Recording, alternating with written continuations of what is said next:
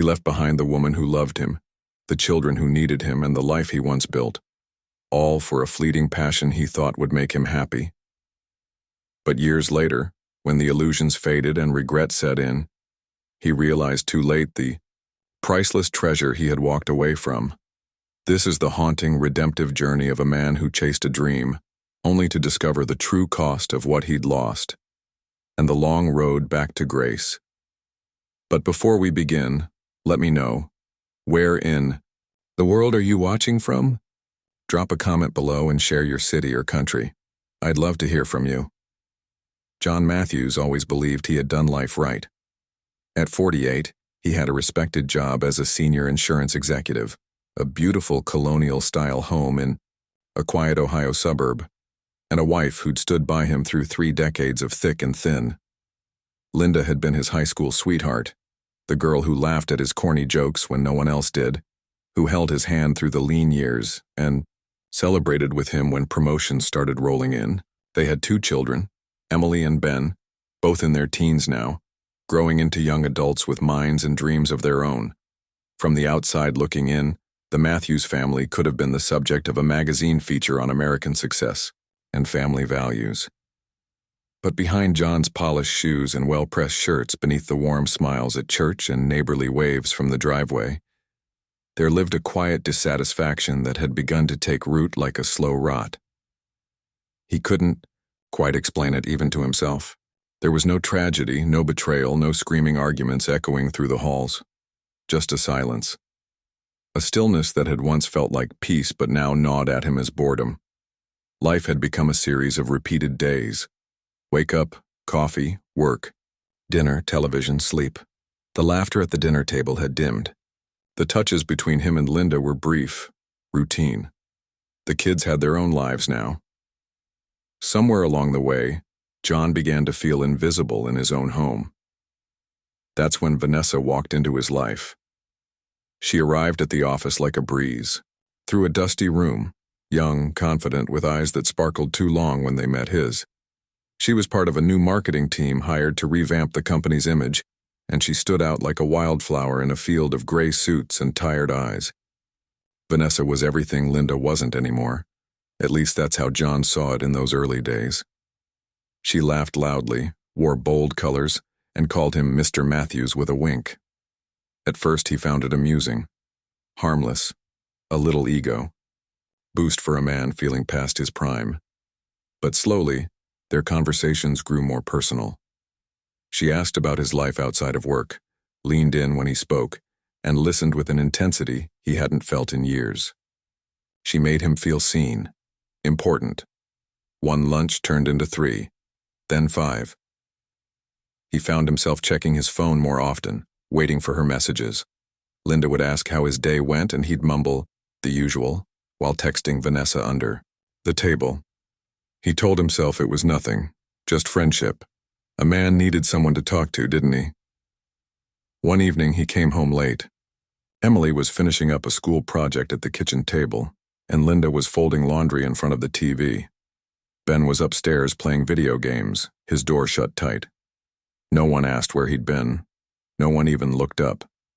He stood there for a moment holding his briefcase, staring at the life he had built, and suddenly it all felt like someone else's story.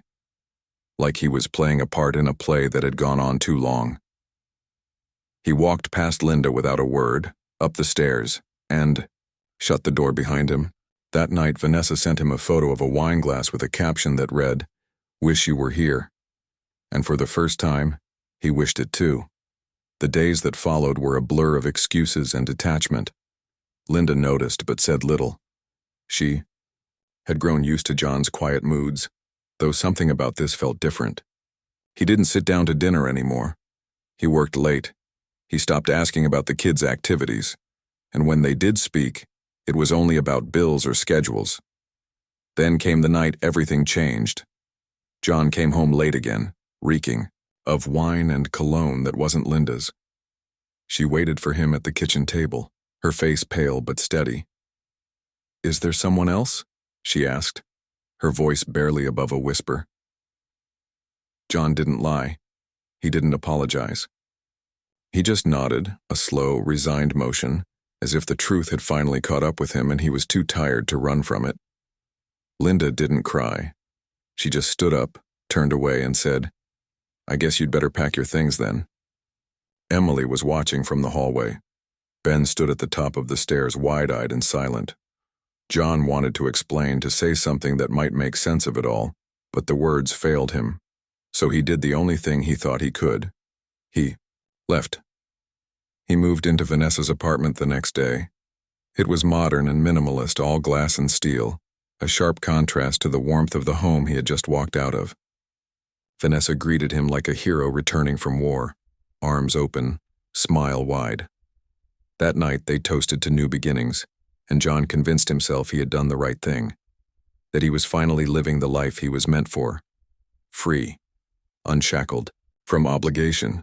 No more lukewarm dinners or silent car rides, just passion, excitement, and a future waiting to unfold. But even as he lay beside Vanessa that night, listening to the city hum beyond the window, a strange emptiness settled in his chest.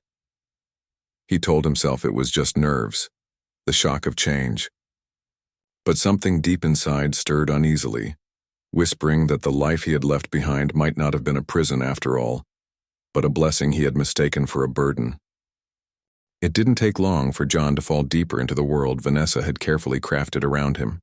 It was a world of candlelit dinners, whispered jokes over morning coffee, and long drives with no destination. Just the thrill of being with someone who seemed to want nothing more than to be in his presence. She made him feel young again, in a way he hadn't felt in decades. The grayness that had crept into his days during his final years at home seemed to melt away, replaced by vivid color and possibility. He wasn't just escaping routine.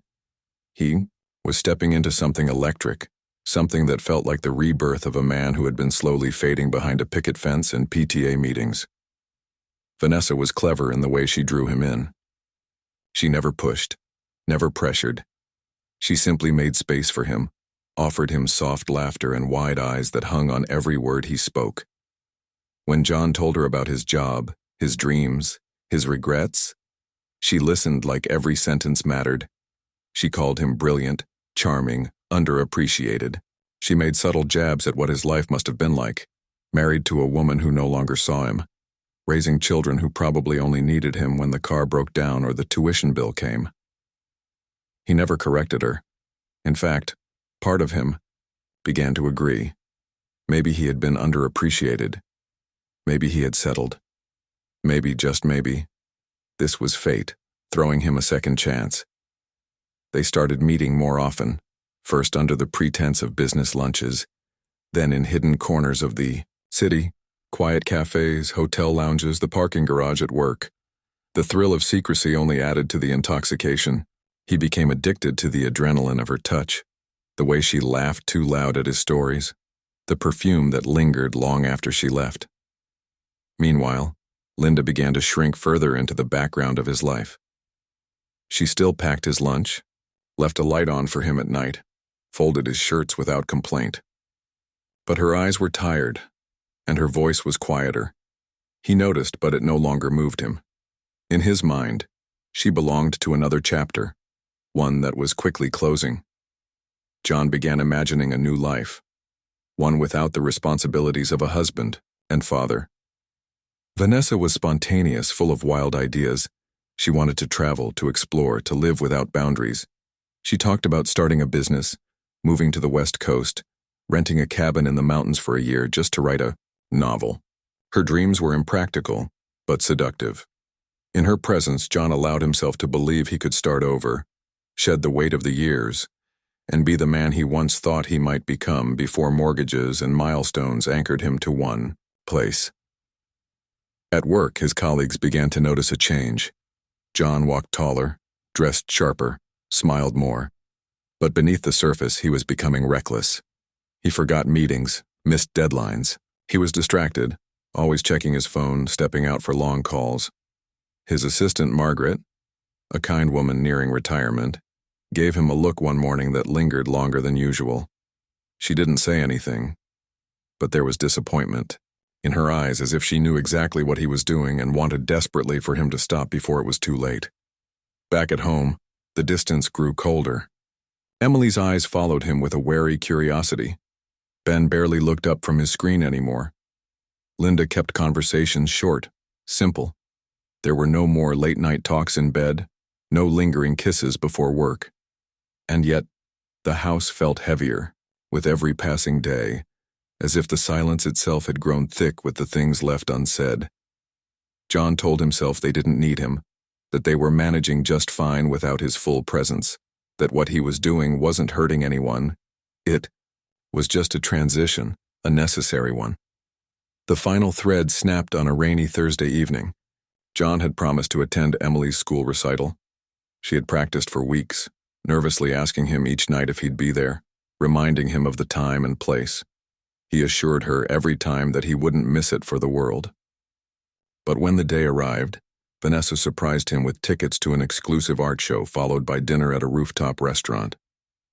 "Just us, no phones," she said, wrapping her arms around his neck. "You deserve something beautiful." And so he went. He sat beneath string lights, holding her hand across a white linen table while a quartet played in the background, sipping expensive wine and pretending nothing else mattered. Meanwhile, at a modest school auditorium across town, Emily stepped onto the stage and scanned the crowd for her father's face. He wasn't there. Linda clapped politely from the third row. Ben sat beside her, arms crossed, jaw clenched. "No," one spoke on the ride home. When John finally returned that night, a little drunk and flushed with laughter, Linda was waiting. She held up Emily's program silently, her eyes full of a grief deeper than anger. "You said you'd be there," she whispered. "She waited for you." He stood there, unsure of what to say, the weight of his absence settling in too late. Upstairs, a door slammed. Emily wouldn't speak to him for days after that. Ben wouldn't speak to him at all. Yet John refused to see the signs for what they were. Instead of facing the pain he had caused, he doubled down. He convinced himself that he had been pushed out, that Linda no longer cared, that the kids were turning against him.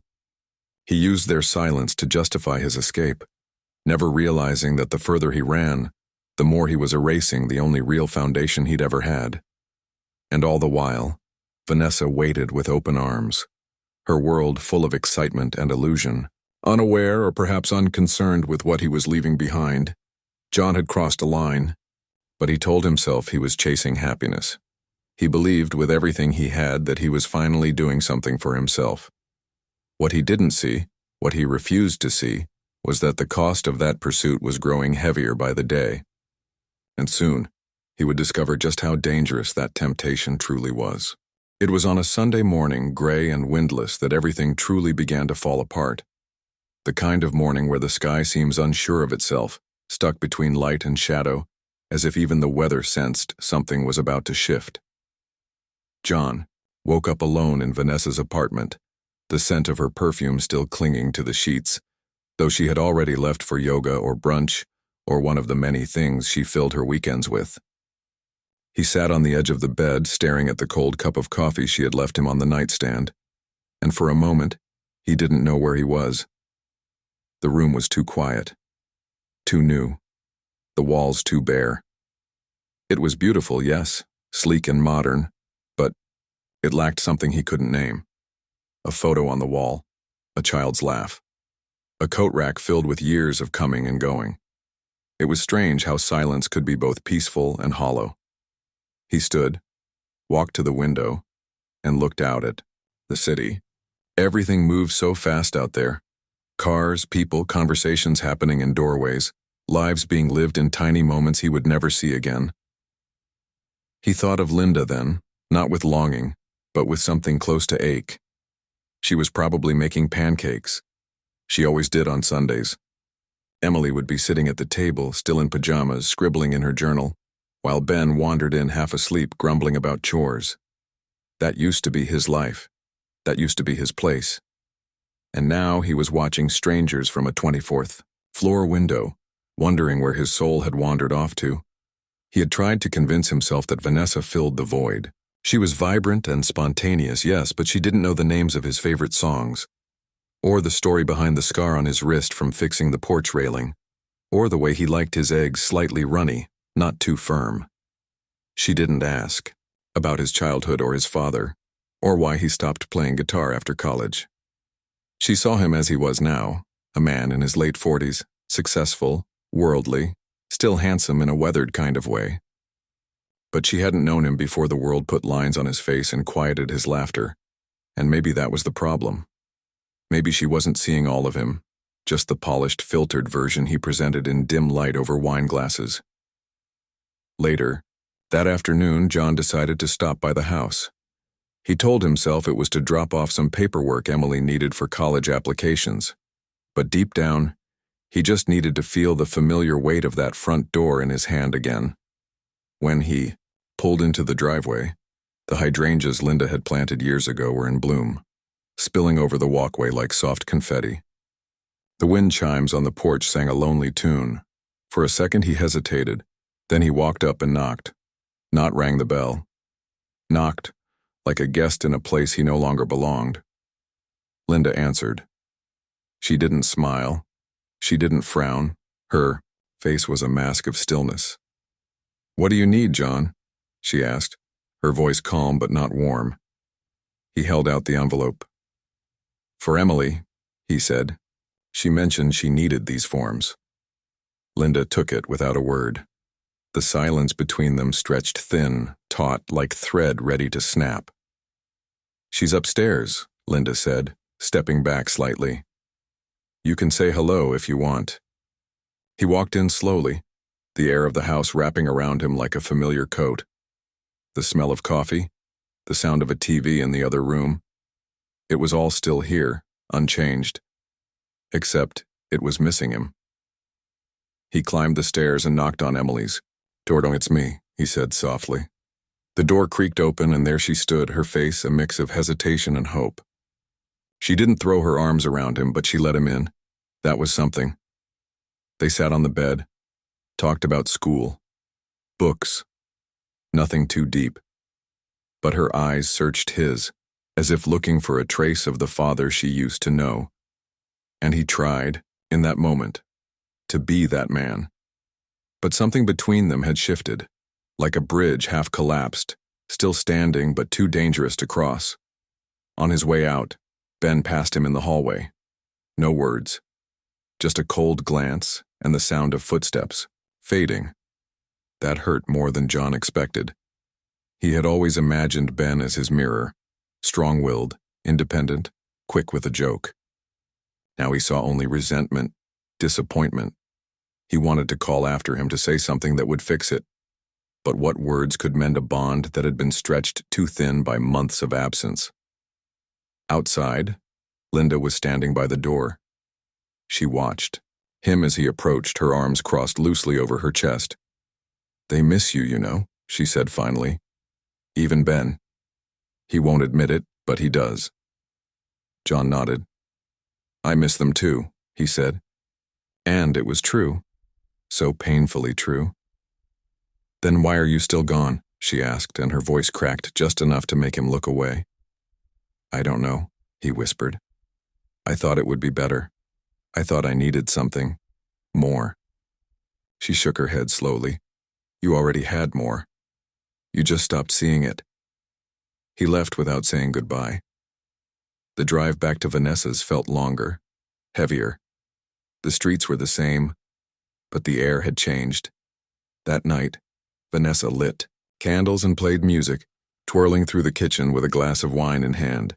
But John sat quietly on the couch watching her, feeling a strange kind of distance between them, as if the very thing that once drew him to her now stood between them like a wall made of smoke. He smiled when she looked at him. He laughed when she told a story. But his heart wasn't in the room anymore. It was somewhere between a girl's journal, a boy's silence, and the sound of a door opening to a house that still smelled like home. That was the night John realized he was living in two different worlds, and he couldn't stay balanced on that line forever. Something had to give. The temptation that had once felt like salvation now loomed like a storm cloud, beautiful from a distance, but dangerous the closer he got. He had reached the breaking point. He just didn't know which way the pieces would fall. The morning after his visit home, John sat on the edge of Vanessa's bed, his head heavy with a silence that stretched deeper than sleep. The sunlight poured through the tall windows, soft and golden, but it only seemed to emphasize the stark stillness around him. Vanessa was still asleep, one arm curled beneath her cheek, breathing slowly, peacefully. She looked beautiful, the way she always did, effortless and untouched by worry. But for the first time, John felt entirely alone. Not just alone in the room, but alone in a way that seeped into his bones. It was the kind of solitude that no company could cure. He ran a hand over his face, the stubble scratching against his palm, and remembered the way Emily's eyes had searched his the day before. There had been something in her gaze that still haunted him, hope clinging to disappointment like a flame flickering just before going out. Later that day, John received a message from Linda. It was brief. Emily had locked herself in her room and hadn't come down for dinner. Ben had been more distant than ever, snapping at her over nothing. She ended with, "I just thought you should know, in case you still care." He stared at the words for a long time. In case you still care. That line hit harder than any accusation, any tearful plea, any slammed door. It wasn't anger anymore. It was resignation. And that, somehow, felt worse. He typed a reply, deleted it, typed another, then turned the phone over and left it face down on the table, unable to summon the courage to say anything at all. As the days wore on, the walls around him grew thinner. At work, he couldn't concentrate. Meetings blurred together, and numbers lost meaning. His colleagues began to whisper behind his back, subtle glances exchanged in elevators and break rooms. The charm that had once followed him like a halo now seemed faded, tarnished by something everyone could sense but no one dared to name. Vanessa noticed too. She asked if he was okay. He smiled, nodded, made excuses about stress and deadlines. She offered to book a weekend getaway, maybe the coast, just the two of them. He agreed, but half-heartedly. The idea of escape no longer stirred him the way it used to. One evening, he drove by the old house again. He didn't stop, just slowed as he passed. The porch light was on, casting a warm glow across the steps. In the window he saw movement, Emily perhaps, or Linda, maybe both. He wondered if they laughed in there anymore, if they sat around the table and talked about their days, or if the air was still thick with things left unsaid. He pressed the gas and drove on, the road stretching out before him like a reminder of how far he'd wandered. The final break came unexpectedly. It was a Sunday afternoon, a little over a week after his visit. John was walking through the park with Vanessa, holding a coffee in one hand and her fingers in the other. The leaves had just begun to change, a hint of orange and crimson dotting the trees. Couples passed them, some with children darting ahead, others with strollers or dogs. Vanessa was talking about a new art exhibit, her voice light and excited. But John wasn't listening. He was watching a little girl run ahead of her mother, laughing wildly, her arms spread like wings. Something in that laugh, so innocent, so free, cracked something inside him. He stopped walking. Vanessa turned. John. He looked at her, really looked, and realized in that moment how far he had drifted. "I can't do this anymore," he said, his voice barely above a whisper. Her smile faltered. "What are you talking about?" He shook his head. "All of it. This. Us. I thought I was finding myself, but all I've done is lose everything that mattered." Vanessa stepped back, her expression hardening. "So what? You're just going to run back to your wife? To your perfect little family?" Her voice was sharper now, cutting. "I never promised perfection," he said quietly. "But they were mine. And I broke them. I can't keep pretending that's not killing me." She didn't cry, didn't plead, just stared at him for a long moment, then turned and walked away, her steps brisk and full of pride. And just like that, she was gone. John stood alone in the middle of the park, coffee cooling in his hand, surrounded by families and laughter that no longer belonged to him. That evening, He returned to the house. He didn't text or call. He just showed up. Linda answered, startled to see him on the porch. "What are you doing here?" she asked, her voice weary. "I left her," he said. "Vanessa, it's over." Linda crossed her arms, leaning against the doorframe. "And now what? You expect to come waltzing back in like nothing happened?" "No," he said, his voice trembling. "I don't expect anything. I just needed you to know that I'm sorry, that I see it now. Everything I threw away." She didn't reply, not right away. Behind her, Emily stood in the hallway watching. John saw her and gave a weak smile. "Hi, sweetheart." She didn't smile back, just nodded slightly, a gesture so small it almost broke him. Linda finally spoke. "It's not that simple, John. You shattered something. In me. In them. Maybe in yourself too. You don't just get to glue it back together overnight." He nodded. "I know, but I want to try. Even if I have to start from scratch." The silence stretched again, thick with pain and old love and something else. Possibility maybe, or simply the echo of what once was. She didn't invite him in. But she didn't close the door either. And for now, that was enough. The days that followed felt like walking through fog, thick and shapeless, with no clear direction forward and no path back. John had moved out of Vanessa's place the same night he left her in the park. He packed his things in silence, stuffing shirts and ties into a suitcase that now seemed too large for his shrinking life. Vanessa didn't speak a word as she watched him go. She stood in the doorway, arms crossed, her expression unreadable. And though they had once shared laughter and long nights and whispered promises, in that moment, there was only silence between them, cold and final.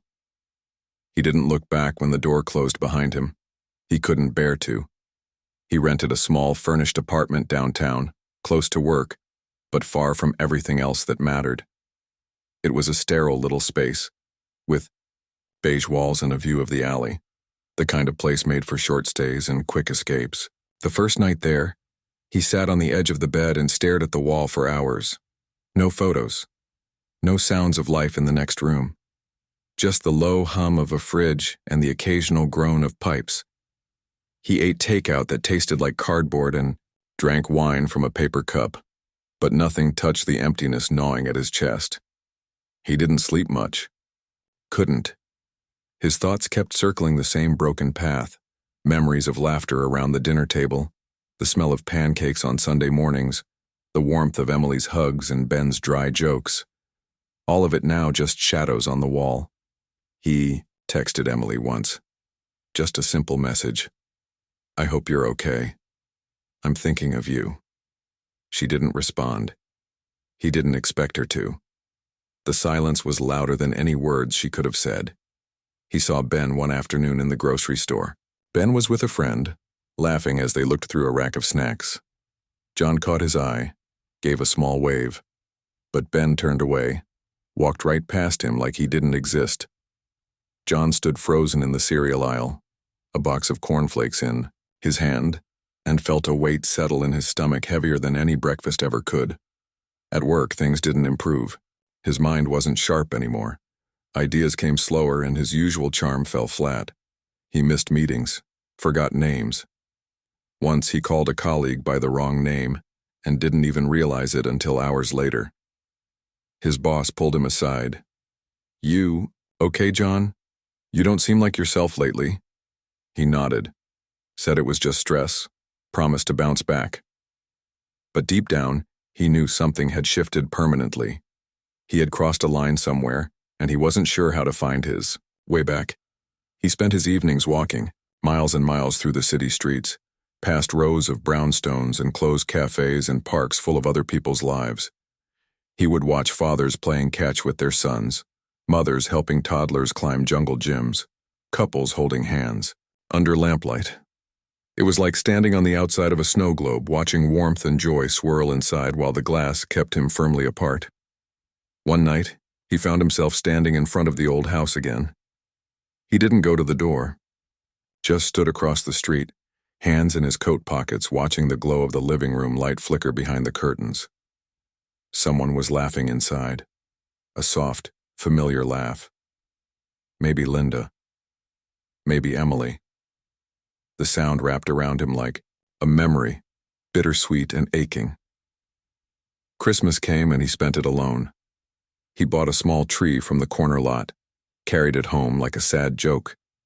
He decorated it with whatever he could find at the drugstore. Cheap lights, plastic ornaments, a crooked star for the top.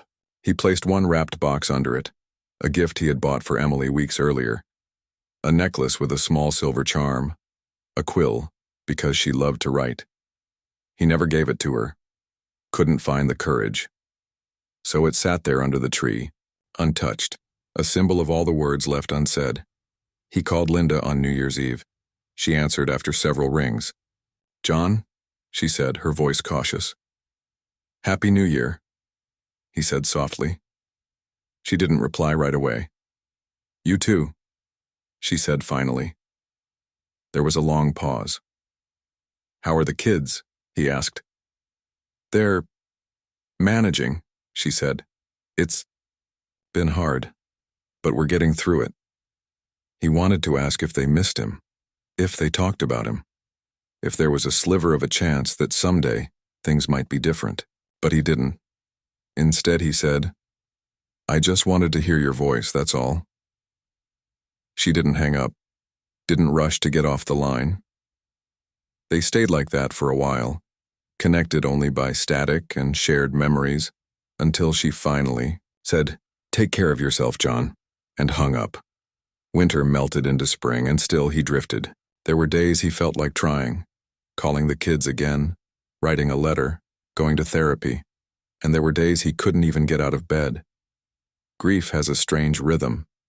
It doesn't move in straight lines. It loops and coils and sinks. Its claws in when you least expect it. He was grieving more than just his family.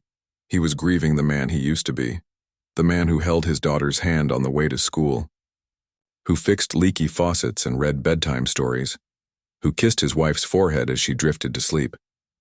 That man was gone, and what was left behind was someone unfamiliar, someone trying to remember how to be whole again. One Sunday morning, he sat in a cafe with a notebook in front of him. Blank pages stared back. He took a deep breath, picked up a pen, and wrote 5 words. "I'm sorry for leaving you. It wasn't perfect, it wasn't enough, but it was a beginning." The days were warmer now, the sun stretching longer into the evenings, but for John, time still crawled through the shadows of memory. Every corner of the city reminded him of something, an echo of laughter, a forgotten promise, a moment he hadn't appreciated until it was too late. He would walk past a bakery and remember Saturday mornings when he and Emily would sneak out early to buy cinnamon rolls before Linda woke up. She always pretended to be surprised when they brought them home in that crumpled white box, even though the powdered sugar on Emily's cheeks gave away the secret. That memory clung to him like a song half remembered, sweet and cruel all at once. He thought about it for days, the smell of sugar and yeast lingering in the back of his mind until he walked past the bakery again and saw a father holding his daughter's hand, just like he used to. That was when it started to rain. But John didn't run. He let the cold drops soak his coat, his face, his skin, as if the rain might wash away the ache that lived inside him. Nights were harder. When the world fell quiet and there was nothing left to distract him, the memories would come rushing in. He would lie in bed staring at the ceiling, seeing Linda's face as it looked the day they bought their first house. Her eyes full of excitement and fear, her hand gripping his as they walked through the empty rooms. He would hear Ben's laughter from the back seat during a long road trip, the kind of pure, boyish joy that made everything feel simple. He would remember the quiet moments too, the feel of Linda's head resting on his shoulder after the kids were asleep, the way she would reach for his hand in the dark without saying a word. Those moments played like a reel in his head, looping over, and with each one came the sharp realization that they were gone, not stolen, not taken, but thrown away by his own hand. Sometimes he would try to busy himself with work, taking on extra tasks or volunteering for weekend shifts, But the distraction never lasted long. One afternoon, while sorting through old emails, he stumbled on a photo Linda had sent him years ago. It was Emily's 10th birthday. She stood in front of a cake, smiling wide with missing teeth, while Ben made a goofy face behind her. John was there too, holding a sparkler, laughing. He looked happy, genuinely happy. He stared at that image. For a long time, trying to reconcile the man in the photo with the one he had become. That man had loved his family. That man had built a life filled with meaning. And somehow, he had let it all slip through his fingers. One evening, he found himself digging through an old box he had brought from the house but never unpacked. Inside were trinkets from another life. Handmade cards from the kids, a dried flower pressed between two pieces of wax paper, a movie stub from his first date with Linda. At the bottom of the box was a letter, folded and slightly yellowed. It, too, was a note Linda had written him years ago on their anniversary. To my steady rock it began. I know life will always have its storms, but I thank God every day that I get to weather them with you. No matter what comes, I believe in us. He read it over and over, the words stabbing deeper with each pass. He had been her rock once, and then he had become the storm. Haunted by what he had lost, John started writing letters, not to send, but to confess. One to Linda, one to Emily, one to Ben. In them, he poured out the pieces of his heart, raw and trembling. He wrote about the day he first fell in love with their mother, the night Emily was born and he cried harder than the baby, the pride he felt watching Ben score his first goal in soccer. He didn't try to excuse what he had done. He didn't beg for forgiveness. He simply laid down his truth, the regret, the sorrow, the weight of choices made in selfishness and fear. He wrote late into the night, sometimes until dawn, as if the act of remembering might somehow stitch his broken life back together. One Sunday morning, he sat on a park bench watching families gather for picnics and games. A boy chased his dog across the grass, laughter trailing behind him like a kite. A girl with pigtails clutched a storybook to her chest as her mother read aloud. John watched them, heart heavy, and realized something that stole his breath. He had been given everything he had once dreamed of, and he had walked away from it thinking he was missing something more. Now, as the world turned without him, he understood that he had been rich and didn't know it until he was poor in all the ways that mattered. That afternoon, he passed by the bookstore where Emily used to spend hours browsing. On impulse, he stepped inside. The smell of paper and ink hit him like a wave of nostalgia. He wandered the aisles until he found the young adult section and picked up a novel she had once begged him to read. He bought it without hesitation and read it cover to cover that night. When he turned the last page, tears welled in his eyes. Not for the story itself, but for the memory of Emily curling up on the couch, eyes wide as she tried to explain why it mattered so much to her. He had nodded and smiled back then, not really listening. But now he listened with his whole heart. The past had become a living presence in his life, not to torment, but to teach. Each memory, though painful, reminded him of who he used to be, of the love he had once given so freely, of the man he still hoped to become again. He knew the road ahead would not be easy. Trust once broken didn't mend with apologies alone. But as he folded the letter to Emily and placed it gently in the drawer beside his bed, he felt something shift inside him. Not hope exactly, not yet, but a quiet resolve. He would carry these memories with him, not as weights, but as guides. And maybe someday they would lead him home. It had been nearly a year since John walked out of the home he had built, the life he had known, the hearts he had shattered. In that time, the world had grown colder in ways he had never expected. Not just the silence that hung in his apartment, like a heavy fog, or the absence of morning laughter, or even the ache in his chest when he saw families together in the park. It was something deeper, something that lived inside the eyes of those who used to love him when they crossed paths again, however briefly.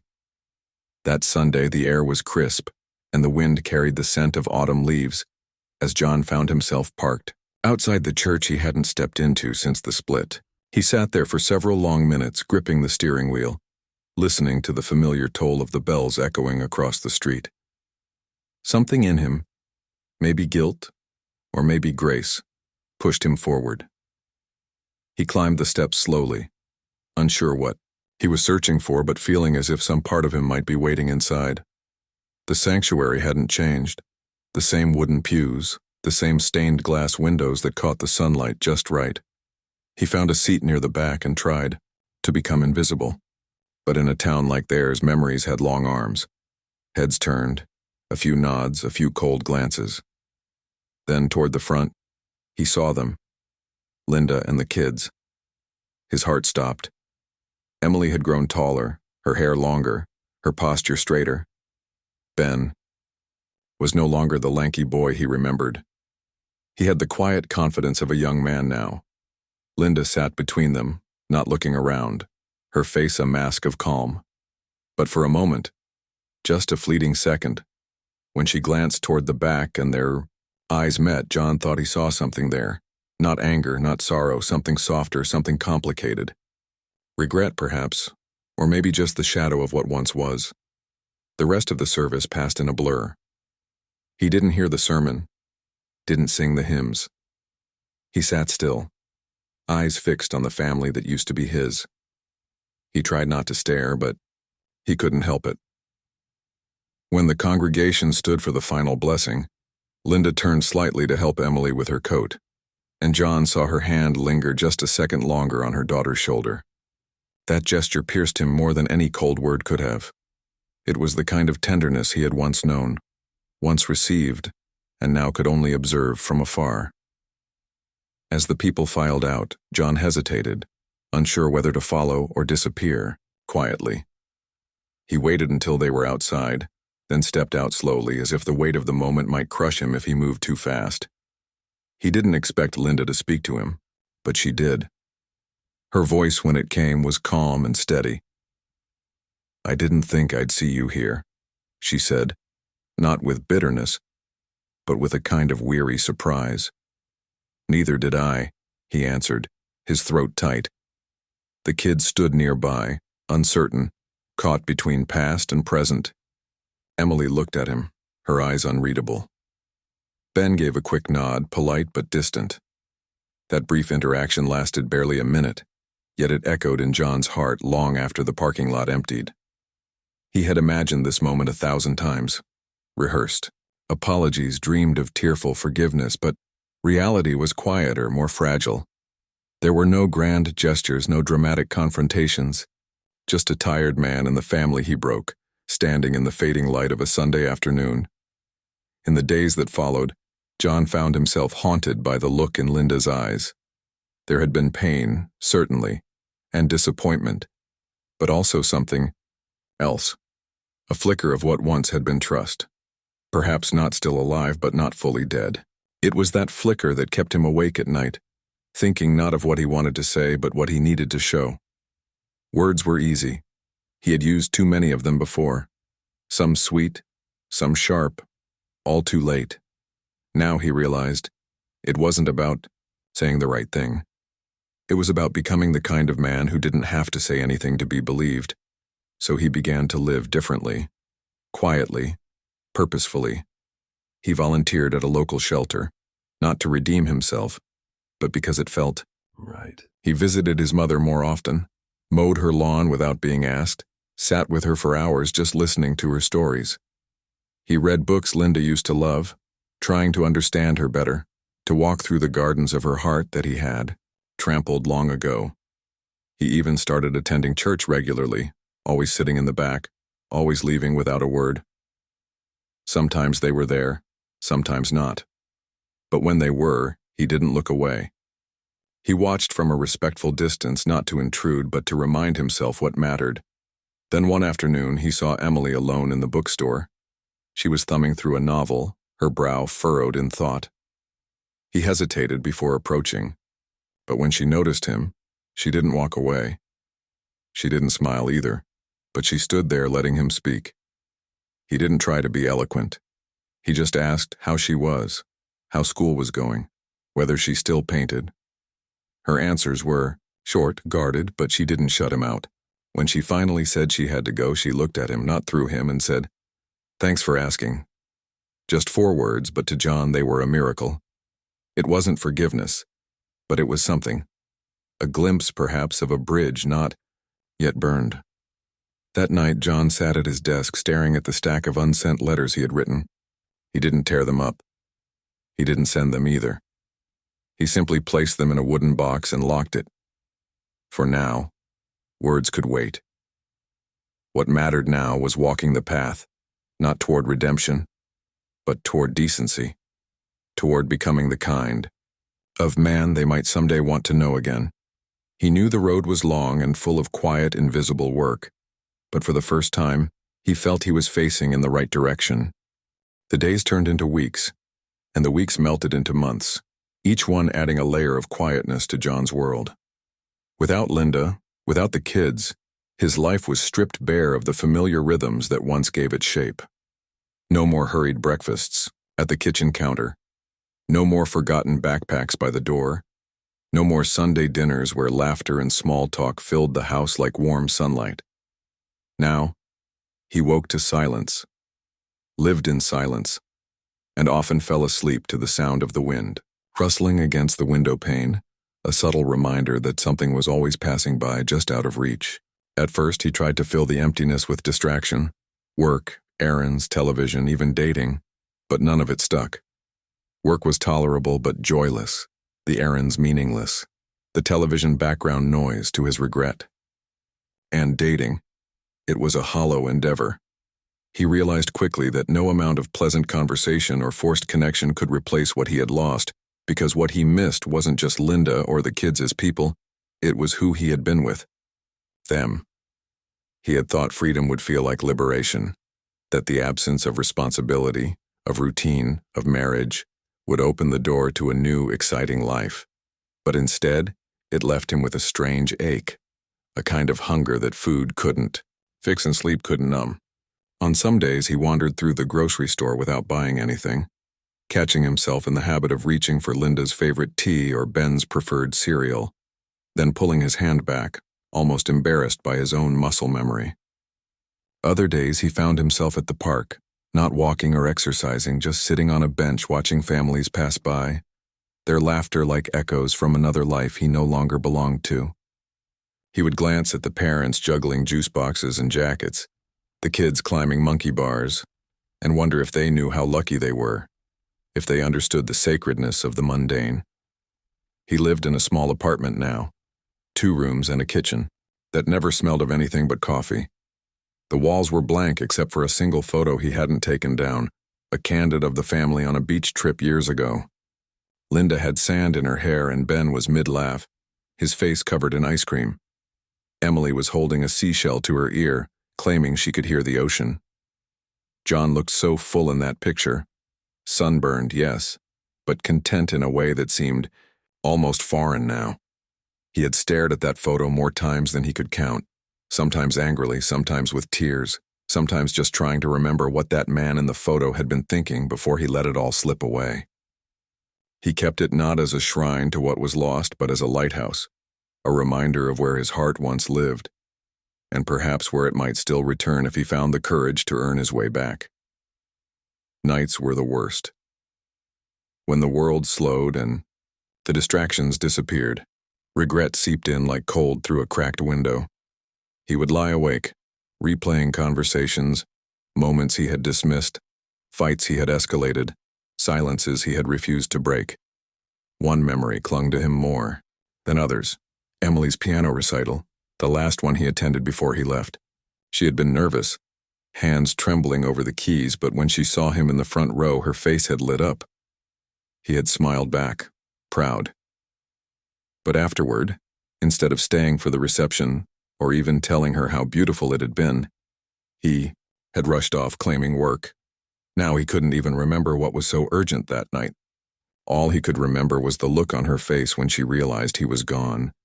And yet, despite the heaviness, something inside him was shifting.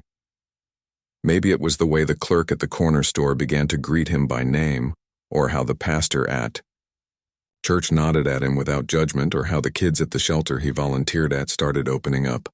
Slowly, like cautious flowers after a storm. He found purpose not in big acts but in consistency. Showing up, listening, apologizing when he fell short, and trying again. It wasn't redemption. It wasn't even healing. But it was movement. And that was something. Still, nothing filled. The shape of the absence left by Linda and the children. They lived a few miles away, but it might as well have been another continent. He didn't dare call, not yet. He wasn't sure if hearing their voices would break him or embolden him, and he didn't know which was worse. Instead, he wrote in a journal, every night a few lines. Not to explain or to beg, but just to be honest. With himself, and maybe one day, with them. There were moments, rare and brief, when he allowed himself to imagine what it might be like to sit with them again, not as a husband or father reclaiming a role, but simply as a man who had made mistakes and was trying to be better. In those daydreams, there were no grand reunions, no tearful embraces, just small things, a shared cup of coffee, a quiet walk, a laugh. He held on to those images like a lifeline, not because they were likely, but because they kept him reaching toward the light instead of falling back into shadow. He didn't expect forgiveness. He wasn't sure he even deserved it. But he knew now, in the quiet of his life without them, what he had lost. And that knowing shaped every choice he made, every step he took one day at a time. In the quiet lull of his new life, when the glow of regret no longer burned quite as fiercely but lingered like the dying embers of a once blazing fire, John began to see things more clearly, not only about himself, but about the people he had once believed in. Chief among them was Marissa, the woman he had thrown his world away for, the woman whose laughter had seemed like music when he first met her, whose every word had dripped with affirmation and charm, whose attention had made him feel like a man reborn. She had made him feel important again, not like a husband whose presence was taken for granted or a father whose jokes were met with sighs. With her he had felt desired, needed, relevant.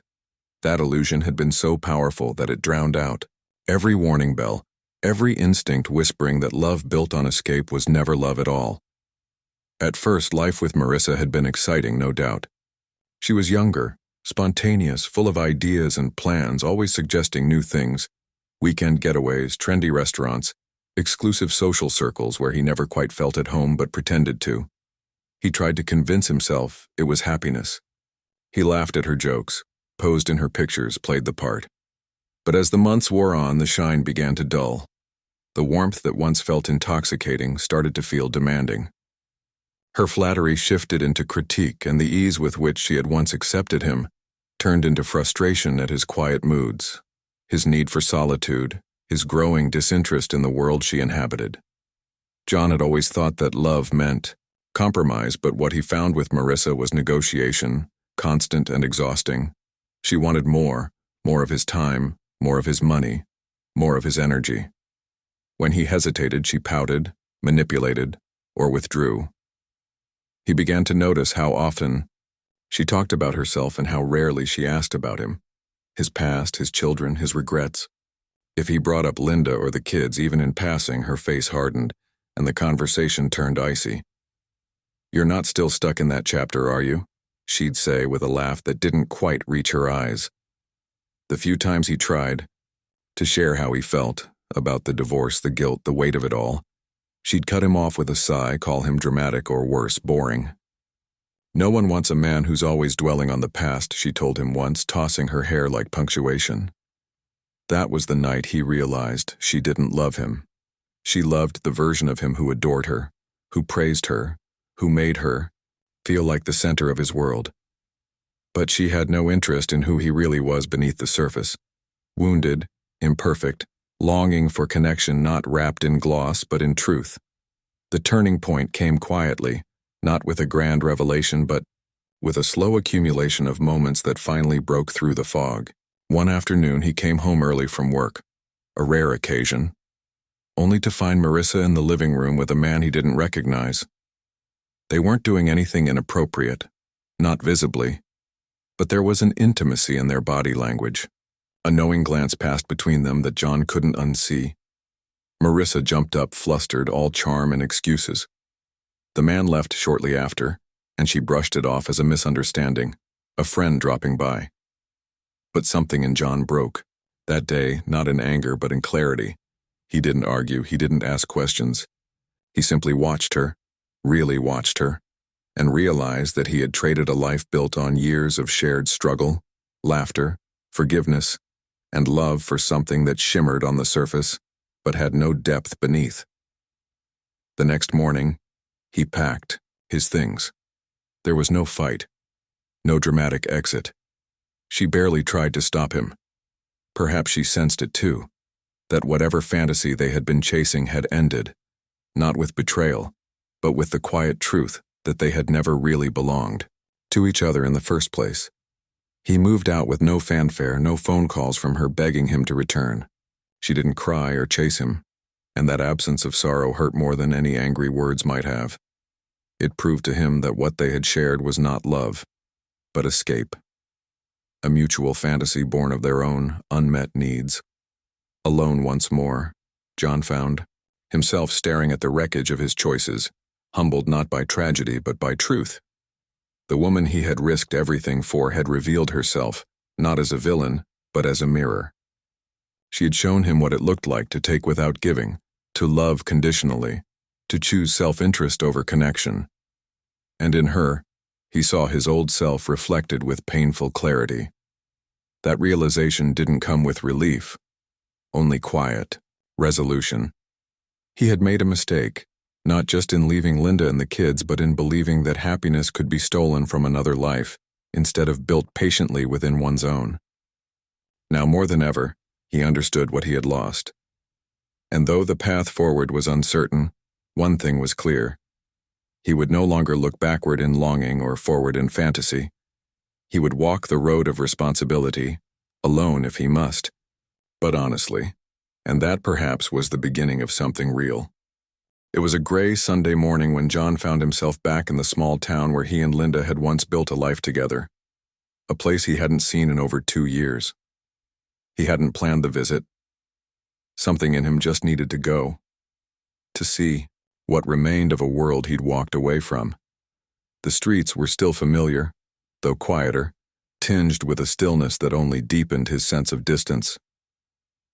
He parked across from the old coffee shop where he and Linda used to meet on weekend mornings before the kids woke up. Back when simple rituals meant everything, the shop was still there, unchanged, like a fragment preserved in time, and he could almost hear her laughter echoing from those walls, the way she used to lean over the table, her hand wrapping around his, smiling in a way that made him feel like the luckiest man alive.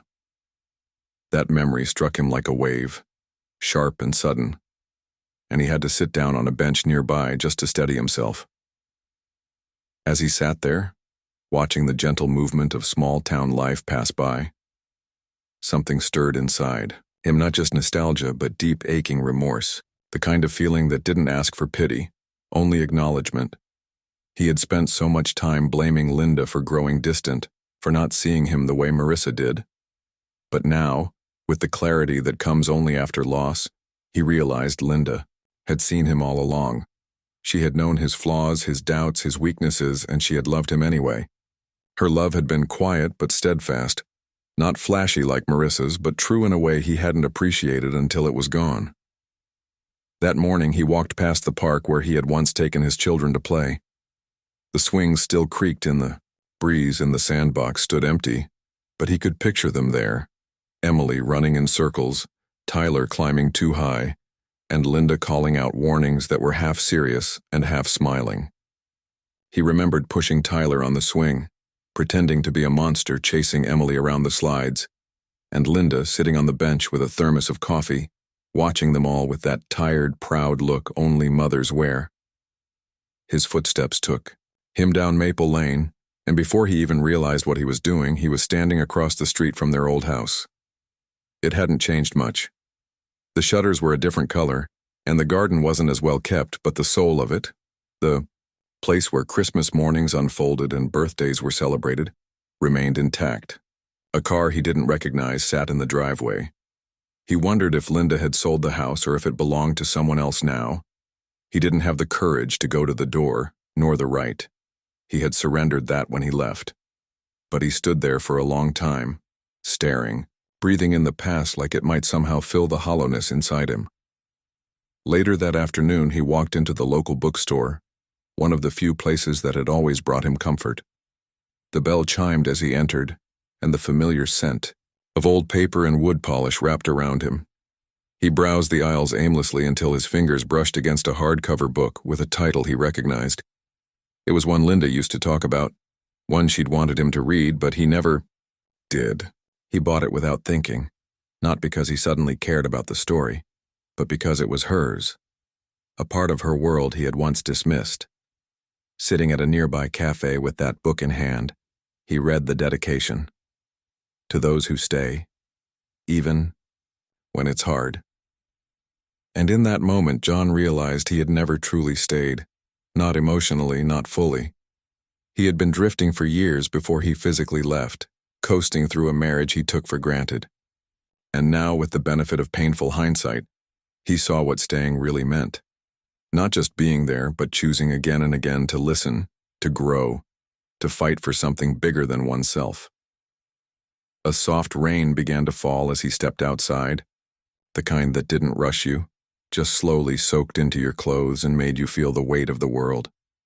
He let it fall, didn't bother with an umbrella, didn't rush. Every drop felt like penance, like grace. He drove back to the city. That night in silence, no music, no distractions, just the rhythmic pulse of tires on wet asphalt and the images in his mind that wouldn't let him go. Emily's 6th birthday, when he stayed up all night assembling a dollhouse, Tyler's middle school science fair where he cheered louder than anyone, Linda in the kitchen at Thanksgiving, flour on her cheek and a smile that told him everything would always be okay. Except, it wasn't anymore. Not because of her, not because of the kids, but because of the choice he had made when he let the illusion of something better blind him to the beauty of what he already had. That glimpse into the past didn't fix anything. It didn't mend the years or undo the pain he'd caused, but it did something just as powerful. It reminded him of who he used to be, the man he still might become if he had the courage to try. For the first time in a long while, John didn't feel lost. He felt broken, yes, but not without direction. The past wasn't a place to return to, but it could be a guidepost, a compass pointing him toward something more honest, more humble. And in that rain-soaked evening, with the book Linda had once loved resting on the passenger seat beside him, he whispered to the silence a promise. Not to erase the past, but to honor it by becoming better than the man who once walked away. It was nearly midnight when John finally sat down at his small kitchen table in the apartment he now called home. The glow of the single hanging light overhead cast long shadows across the room, and the quiet hum of the refrigerator was the only sound to break the silence. He had returned from the town hours ago, soaked to the skin and emotionally drained, but something inside him refused to settle. That familiar ache in his chest, the one that had become his companion since the day he walked away from his family, felt heavier now, not just painful but urgent. He stared at his phone for what felt like an eternity, the screen dark, waiting. There were a dozen drafts in his notes, messages he'd written to Linda over the months but never had the courage to send. Apologies, explanations, hopes. None of them had felt right. None had felt enough. And yet tonight, there was no room for perfection. There was only the need to try. Slowly, with hands that trembled slightly, he opened a new message and began to type. Linda, I don't know if this message will make any difference, and I don't expect forgiveness. I just want to say something I should have said a long time ago. I'm sorry. For everything. For walking away. For not fighting harder for us. For not listening. I saw our house today. I remembered everything. And for the first time, I understood. What I really lost, I hope you and the kids are okay. I don't deserve a response, but if you ever want to talk, I'm here. He stared at the message, heart pounding. His thumb hovered over the send button, then retreated. then hovered again. This wasn't about pride anymore. It wasn't about hoping she'd say something kind or even acknowledge him. It was about releasing the words into the world because they needed to be said, not for redemption but for truth. He pressed send. The message disappeared into the void, and John sat back in his chair, exhaling slowly. It was done. The next few days passed with agonizing slowness. Every buzz of his phone made his heart leap, only to fall again when it was just a work notification or a spam call. He didn't expect anything, but part of him still hoped. Meanwhile, he began to take small steps toward the life he had once left behind. He reached out to Emily first, a simple email, respectful of her space. He wrote, "Hi, Em. I don't want to intrude, but I'd love to hear how you're doing. If you ever want to talk, I'm here. No pressure. Love, Dad." It felt almost surreal to call himself Dad again, as if the title belonged to someone else now. But it was a start.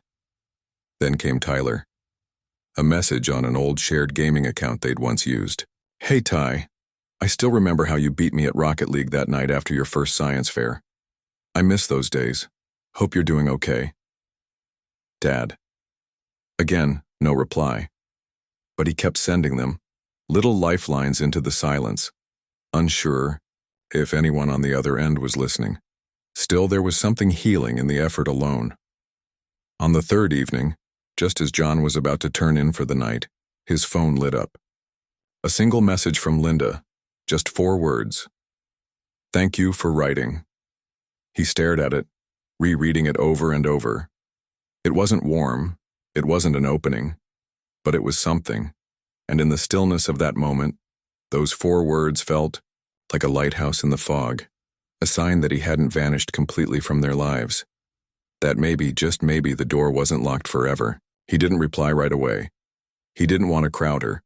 Instead, he sat with the message, let it settle into his heart.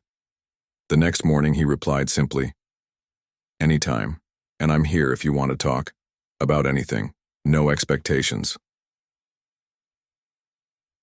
The following week, Linda called. Her name on the screen almost made him drop the phone. He answered with a shaky voice. "Hi," he managed. There was a pause on the other end. Then her voice, steady, measured, but unmistakably hers. "I wasn't sure if I should," she said, "but I figured you reached out. That counts for something." He didn't know what to say at first. The flood of emotions nearly choked him. "I'm glad you did," he finally said. They talked for 10 minutes. Nothing dramatic, no grand confessions or teary outbursts. Just 2 people catching up on life cautiously, carefully. He asked about Emily and Tyler, about her work, about the town.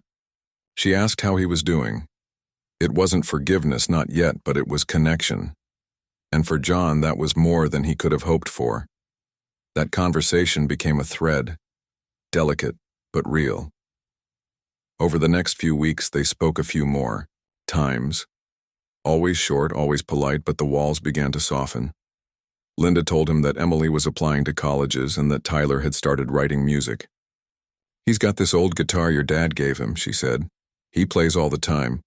You'd be surprised how good he's gotten." John felt a pang of something unnameable, a mixture of pride and sadness. "I'd love to hear him play someday," he said. Linda didn't respond to that directly, but she didn't shut him down either. Reaching out didn't change the past. It didn't erase the choices he had made or the pain he had caused. But it planted a seed, a possibility that maybe in time, healing could happen. John knew he had a long road ahead.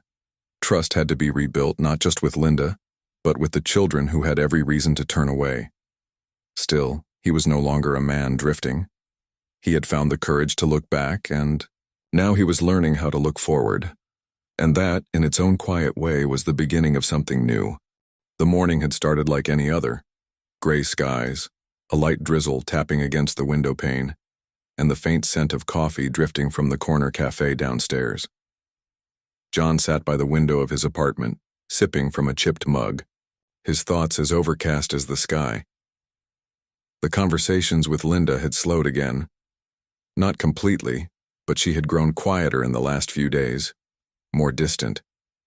He didn't push. He couldn't afford to. Trust was fragile now, and he had learned the hard way that silence often meant someone was still deciding whether to open the door a little more or close it again for good. So he waited, occupying his time with work and long walks, writing unsent letters in his journal, letters filled with apologies he still didn't know how to say aloud. It was on a Tuesday afternoon, just as he was coming home from a shift at the auto shop, that he found it. A small white envelope sitting in his mailbox, his name written in neat, familiar handwriting. He stood frozen for a moment, rain dripping from his jacket, keys clutched in one hand, the envelope in the other. There was no return address, just his name, John, in a script that took him back nearly 2 decades. He climbed the stairs slowly, each step echoing louder than the last. When he reached his apartment, he sat down immediately at the kitchen table, peeling off his wet coat, eyes locked on the envelope as if it might vanish. With trembling fingers, he opened it. Inside was a folded sheet of cream-colored stationery and a photograph, one he hadn't seen in years. It was the 4 of them, standing on the porch of their old house. Emily was on his shoulders, laughing, her arms stretched toward the sky, while Tyler clung to Linda's leg, grinning through baby teeth. John looked younger then, thinner, his hair darker. Linda stood beside him with one arm around his waist and the other resting gently on Tyler's head. It was a moment he remembered vaguely, taken by a neighbor during a 4th of July barbecue. He turned the photo over. In the corner, someone had written the date, July 4th, 2007. Then he unfolded the letter. Dear John, I don't know why I decided to write this now. Maybe it's because I found that photo while cleaning out a drawer. Or maybe it's because after all this time, some part of me needed to let go of what I've been carrying. I never thought I'd send it. But here it is. When you left, it felt like a hole had opened in our lives. Not just because of the loss, but because of how unfinished everything felt. You didn't just walk away from me. You walked away from them. Emily asked about you every day for a month. Tyler refused to touch his guitar for a year. I tried to be strong for them, but there were nights when I would sit in the kitchen and cry until the sun came up. You hurt me, John. You hurt us. And for a long time, I couldn't even say your name without feeling bitterness crawl into my chest. But time does strange things. It softens some wounds and hardens others. I raised our children without you. And yes, I did it well. But not a day went by that I didn't wonder what it would have been like if things had been different. If you had stayed. If you had fought for us. If you had seen what was still worth saving. Lately, I've been thinking about forgiveness. Not because I want to pretend none of it happened, but because I don't want to carry this anger anymore. I don't want it to shape me or Emily or Tyler. I want peace. And I think maybe you do too. Your messages, I didn't expect them. I didn't expect anything from you anymore. But when I read them, I didn't hear the man who left. I heard the man I once loved. The one who held our daughter like she was made of glass, who taught Tyler how to ride a bike, who made pancakes every Sunday even when he burned half of them. I don't know if that man is still there. Maybe he is. Maybe you're becoming him again. I can't promise anything. I'm still cautious. Emily is still hurt. And Tyler, well, he's figuring it out in his own time. But we're open to talking. Slowly. Carefully. If you want to be part of their lives again, really part of it, then this is your chance. Just know it won't be easy. You'll have to prove yourself, not just once, but over and over. They need to see it. I need to see it. But maybe that's how healing works. One step at a time. Linda. John sat in stunned silence, the letter trembling in his hands. Every word echoed inside him like a prayer he never thought he'd hear. He reread the letter twice, then a third time, tears blurring the ink on the height. It wasn't absolution. It wasn't a welcome home, but it was a beginning, a real one, not imagined or wished for. It was a bridge, fragile, narrow, but real, and it was up to him now to cross it. He placed the photograph beside the letter, smoothing the corners with the flat of his palm. That moment, captured so long ago, suddenly felt alive again. not in nostalgia, but in promise. There was work ahead, hard work, and nothing was guaranteed. But for the first time in years, he felt something rise within him that had long been missing. Not hope exactly, but something close. Something that whispered he might not be lost forever. The days that followed Linda's letter passed like slow turning pages of a fragile book, each one handled carefully, each one full of meaning.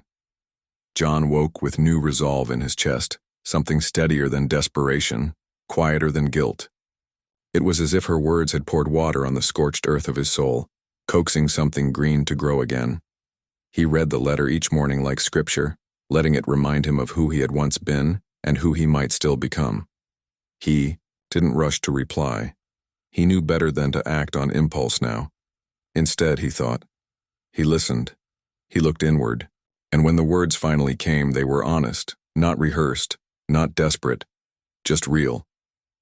Linda, he wrote, thank you for your letter. Thank you for your honesty. I have no illusions about how much I hurt you and the kids. There is no excuse. I left when I should have stayed. I ran from my responsibilities, from love, from everything that made me a better man. I can't change what I did, but I can tell you I've never stopped regretting it. Not for one day. And if you're willing to give me the chance to prove myself, I will show up. For you. For them. For the family I never stopped loving.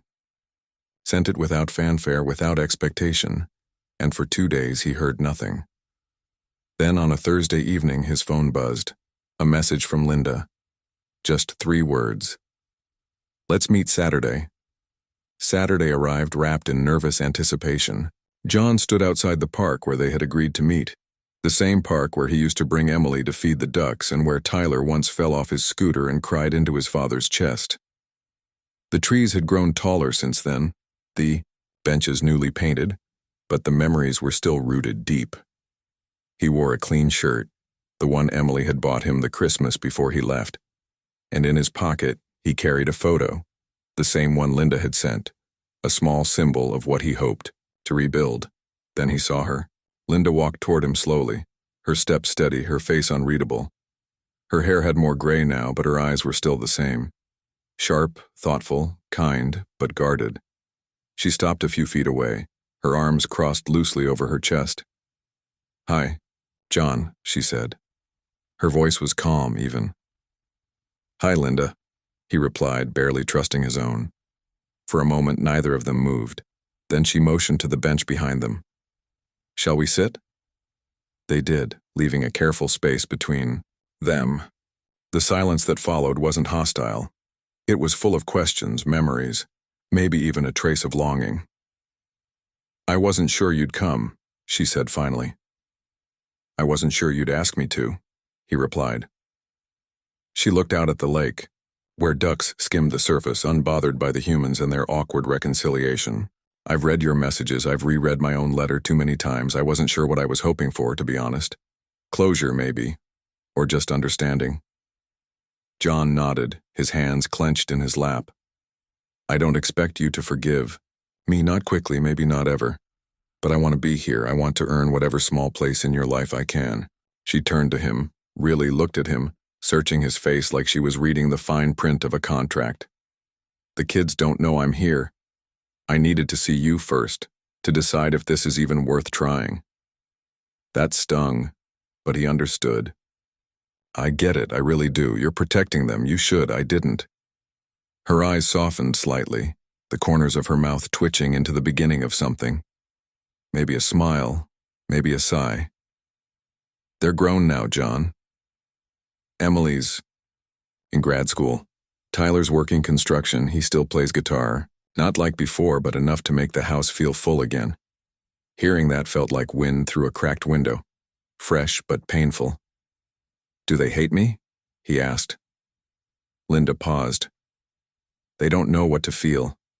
They've lived without you for so long, it's hard to imagine letting you back in. But they're not closed off, they're just cautious. Like me. John reached into his pocket and pulled out the photo. I brought this. I look at it every day. I wanted you to know that I remember. That I see what I walked away from. She took it without a word. her fingers brushing his as she did. Her gaze lingered on the image for a long time before she folded it gently and placed it in her bag. If you really want a place in their lives, it won't be a matter of words. It'll be time, presence, patience. Showing up even when it's uncomfortable, even when they push you away. Can you do that? He nodded slowly. Yes, I can, I will. She stood then, brushing off her coat. I'll talk to them. I won't pressure them, but I'll tell them you reached out. We'll take it one step at a time. He stood too, hope fluttering in his chest like a fragile bird. Thank you, Linda, really, for this. She nodded, her face unreadable once more, but her tone was softer. We'll see, John. Just don't waste this chance. She walked away then, her figure growing smaller against the path lined with blooming dogwoods, and John stood still, watching her go, a strange warmth spreading through him. Not certainty, not yet, but possibility. And for a man who once had nothing left, possibility was a powerful thing. The morning sun filtered through the windows of the small cafe where they had agreed to meet, casting a golden glow on the worn wood of the table. John sat there alone for a few minutes, sipping coffee that had long gone cold, rehearsing words in his head and discarding them just as quickly. It had been 3 weeks since that conversation with Linda in the park, and in those 3 weeks he had slept less, but hoped more. Linda had spoken to the kids. She didn't promise anything. No pressure, she said, but they're willing to see you. One meeting just to talk. That was all he needed. One chance to show them he was no longer the man who left. Then, he saw them. First Emily walking a few paces ahead of her brother, tall and composed, her dark hair tied back like Linda's had once been. Tyler followed behind, broader now, with the faint shadow of a beard and something harder in his eyes. They hesitated at the door, scanning the cafe. When their eyes landed on John, there was no rush, no running toward him with outstretched arms, but there was no turning back either. They came. That meant everything. John stood slowly, unsure if he should smile or simply stay still. Emily offered a polite nod, the kind you give a stranger you're trying to decide about. Tyler said nothing. They sat across from him, and for a moment, the only sound was the soft clatter of dishes in the background. Thanks for coming, John began, his voice careful, not too loud, not too soft, just present. I know this isn't easy. Emily folded her hands on the table. No, it's not. But Mom said you were serious, that you're trying.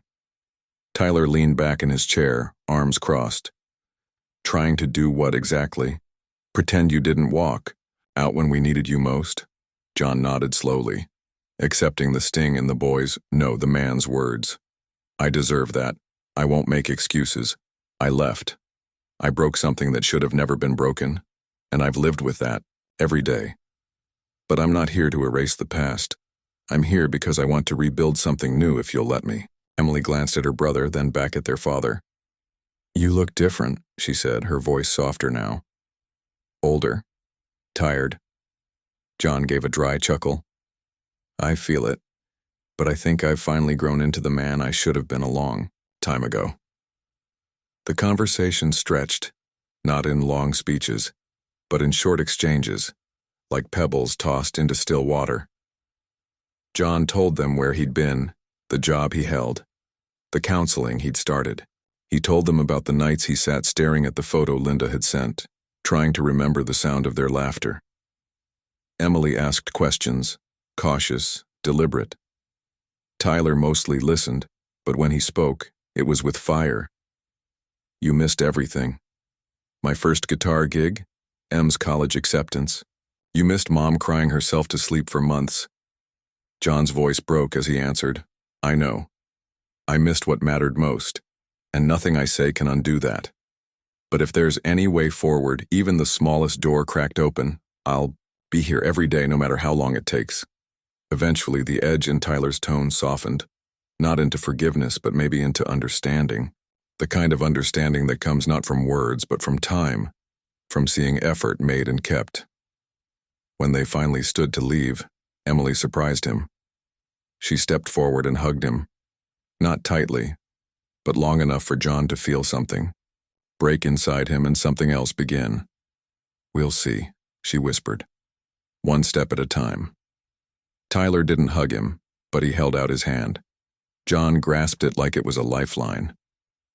Weeks passed, and John kept showing up. Not just for meetings, but for life. He helped Tyler move apartments, sat in the audience at Emily's research talk, even helped Linda fix a leaky faucet one Saturday. He didn't overstep. He didn't push. He simply stayed. There were setbacks. Tyler once blew up at him after a rough day, and Emily canceled a dinner last minute, but John stayed steady. He learned to listen. He learned to wait. Then came the day Linda called and said, "We're having a barbecue this Sunday. The kids want you to come." He nearly dropped the phone. Sunday came with blue skies and the scent of grilled food in the air. Emily brought her boyfriend. Tyler brought his guitar. Linda wore an apron and smiled like someone who'd made peace with the past. And John, standing in the backyard he once left behind, realized he had stepped into something he thought he had lost forever. A place at the table, a laugh shared under fading sunlight, a family not whole but healing. As dusk settled, Tyler picked up his guitar and strummed the old tune he used to play as a kid. Emily sang along, her voice soft and familiar. John sat beside them, his hands resting on his knees, his heart fuller than it had been in decades. Linda caught his gaze across the yard, and in her eyes he saw not forgiveness in full, but grace. And that was enough. He hadn't just been given one last chance. He had been given something rarer, a rebirth into the family he once shattered. And this time, he wasn't going anywhere. And so, dear listener, our story comes to an end, not with fireworks, but with quiet redemption, the kind that seeps into the heart and lingers long after the final word. John may have lost his way, but like many of us, he found that even broken roads can lead back home if we're willing to walk them with humility, patience, and love. His journey reminds us that it's never too late to make things right, to rebuild what was once torn, and to rediscover the meaning of family. Sometimes all it takes is one small step and the courage not to turn away again. Thank you so much for spending your time with this story. We know you could have been anywhere, but you chose to be here with us, and that means the world. If this story touched you or reminded you of something or someone in your life, we'd love to hear about it in the comments below. Your thoughts, your stories, your reflections, they bring this community to life. If you enjoyed this video, please give it a like. It helps others discover these kinds of heartfelt stories. And if you haven't already, don't forget to subscribe to the channel so you won't miss the next journey we'll share together. One story at a time, we're building something special here, and we'd be honored to have you as part of it. Until next time, take care of your heart, hold your loved ones close, and remember, sometimes the most powerful words are simply, "I'm here."